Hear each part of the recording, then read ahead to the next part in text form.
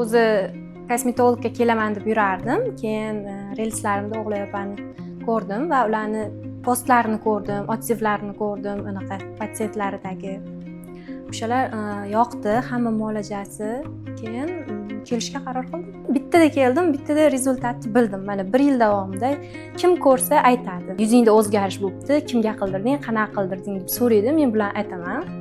Tavsiya beraman, kelinglar deyman, lekin ko'pchilik uzoq deyishadi-yu, lekin tavsiya qilaman. Qoralar kengayib ketganida o'shalarni qisqartirish, qanaqa yo'llari borligini o'zlaridan so'rab, maslahat olib, keyin shunga qarshi muolaja qilganlar.